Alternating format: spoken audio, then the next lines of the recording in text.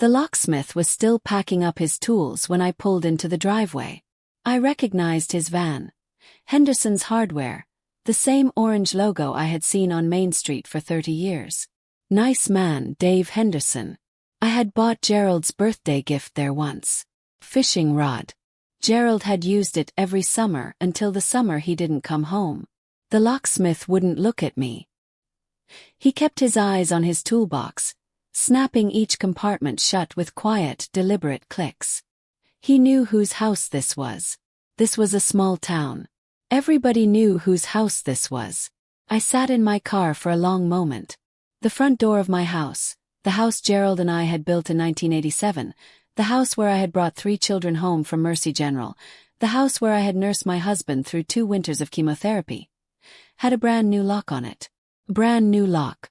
And the key in my purse didn't fit anymore. I did not knock. I did not call out. I did not sit on the porch step and cry, though Lord knows I wanted to. I put the car in reverse, backed out of the driveway, and drove to the one place I knew I could think clearly. I drove to my lawyer's office. And I smiled the whole way there. If you have ever given everything to someone who took it and then locked the door behind them, stay with me. Because what I did in that lawyer's office is the reason my son now drives a 12-year-old pickup truck and rents a 2-bedroom apartment on the edge of town. And I did it all without raising my voice once. To understand what happened that Tuesday afternoon, you have to understand what I had given my son in the first place. Not just the house. Everything the house represented. Gerald and I had lived in that house for 31 years. 4 bedrooms, wraparound porch, a kitchen with a window that caught the morning light just right, the kind of light that makes ordinary coffee feel like something worth waking up for. Gerald had built the porch himself the summer after we paid off the mortgage. He was so proud of that porch. He used to sit out there every evening with his sweet tea, watching the fireflies come up from the yard like small slow sparks. When Gerald died, I was 61 years old and suddenly alone in 4 bedrooms. My son Robert had moved back to town 2 years earlier with his wife Tammy. They were renting a small place on Clover Street. Perfectly fine, nothing wrong with it. But Tammy had made it very clear, in the particular way Tammy made everything clear, that Clover Street was beneath them. Robert came to me 6 months after Gerald's funeral. He sat at the kitchen table, Gerald's kitchen table, and he had that look on his face. The look I had seen since he was 9 years old. The look that meant he wanted something and had already decided I would say yes. "Mom," he said, "you're rattling around in this big house alone. It isn't good for you. Tammy and I could take it off your hands. Give you some peace of mind. We'd take good care of it. We'd keep it in the family." I want you to notice what he didn't say. He didn't say he would buy it from me. He didn't say he would pay rent. He said he would take it off my hands. As though my home of 31 years was a burden I needed relieving of. I should have heard it then. I should have heard the entitlement sitting underneath those careful, reasonable words like a stone under shallow water. Instead I heard my son. I heard the 9-year-old with the look on his face. I heard Gerald's voice in the back of my mind saying, "Family takes care of family, Dorothy." I transferred the deed 3 months later. I moved into a small apartment on Sycamore Street, taking with me Gerald's armchair, my mother's china, and the absolute unshakable belief that I had done the right thing. But what I didn't know yet, what I couldn't have known sitting in that lawyer's office signing those papers, was that Tammy had already been on the phone with a contractor the week before. Not to fix the house up, to appraise it. The first year was fine. Robert called every Sunday. They had me over for Thanksgiving and Christmas. Tammy was pleasant in the careful, surface way of a woman who has gotten what she wanted and can afford to be gracious about it. Then the calls started coming less frequently.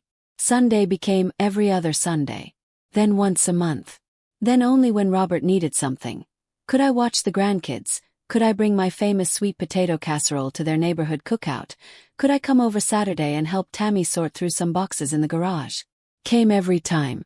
I told myself this was normal. Children get busy. Lives get full.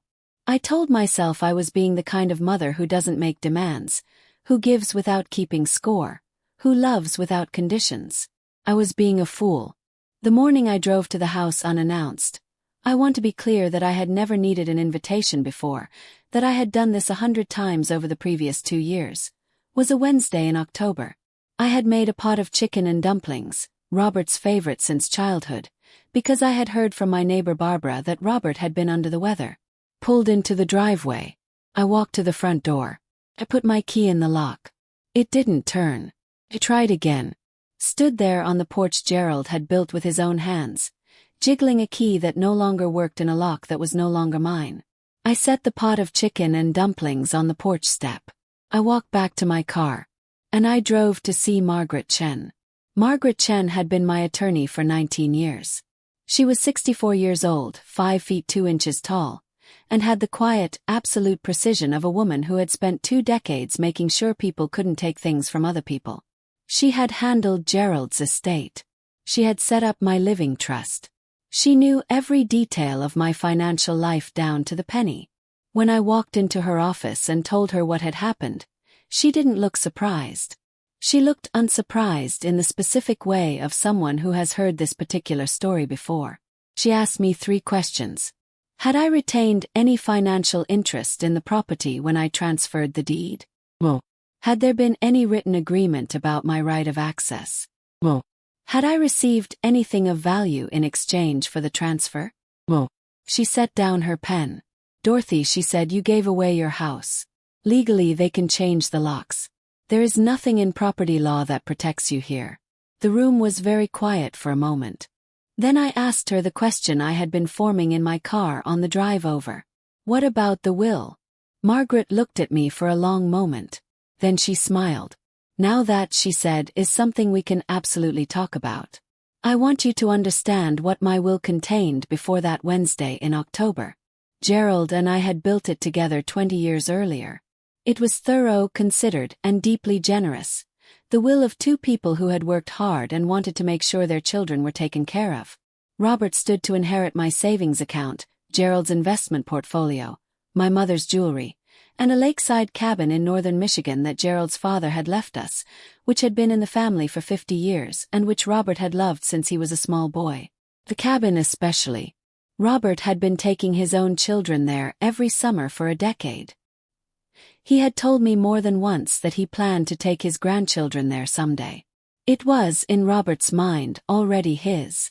That Wednesday afternoon, sitting across from Margaret Chen with my hands folded in my lap and Gerald's voice quiet in the back of my mind, I made 4 changes to my will.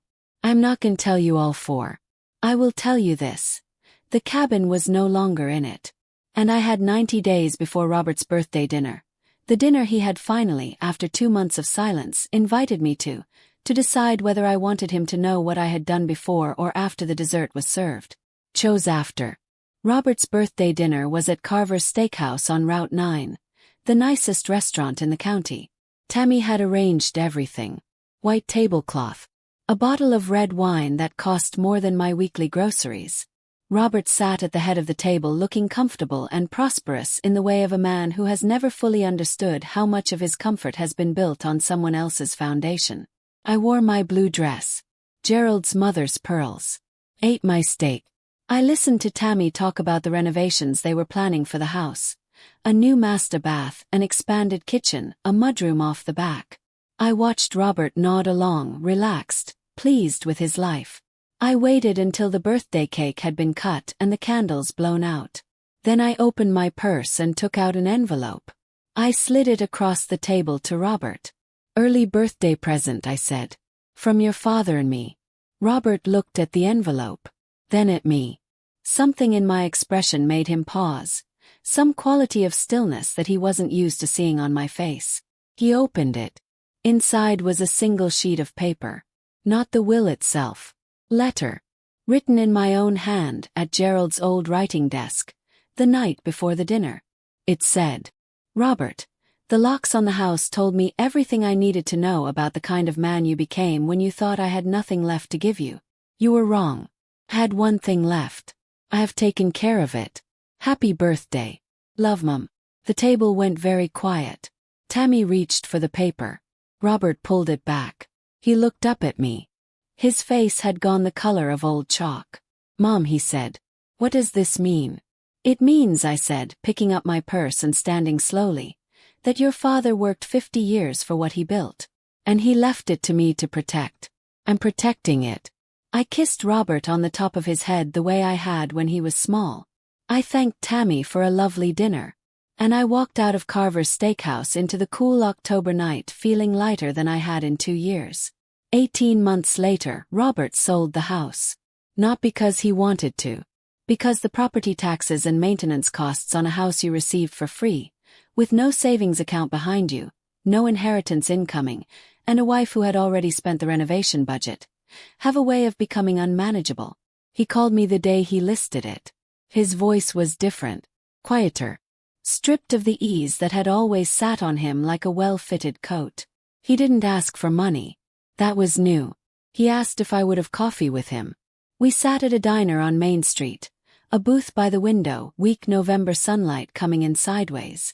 Robert wrapped both hands around his mug and looked at the table for a long time before he spoke. I didn't think you had it in you, he said finally. I know, I said. He looked up. His eyes were Gerald's eyes, and for a moment I felt the full weight of everything. The love, the loss, the long, slow cost of the previous 2 years. I'm sorry, Mom, he said. I don't know when I stopped, he stopped. Started again. I don't know when I stopped seeing you as a person. I looked at my son. My boy, my Gerald's boy. And I felt the thing I had been protecting begin, slowly, to soften at its edges. Not dissolve. Not yet. Often. There is a difference, and it matters. I know, I said again. That's why I waited. I am 64 years old. I spent most of those years believing that a good mother proves her love by making herself unnecessary. By giving so completely there is nothing left to withhold. I was wrong about that. The most loving thing I ever did for my son was not the house. It was the will. Because the house taught him that I could be taken from. The will taught him that I could not. And a child who learns their parent cannot be taken from. That is a child who finally learns to show up. Not for what they can get, but because the door is still open, and they are no longer sure it always will be. Leave me a comment and tell me. Have you ever had to take something back to make someone understand what they had? I read every single one, and more times than I can count. Your words become the next story. Share this with someone who needs to hear that generosity without boundaries isn't love. It's an invitation. And if you aren't subscribed yet, do it now. The next story begins with a grandmother who discovers her granddaughter has been told, for 3 years, that grandma doesn't want to see her. What she does next will stay with you.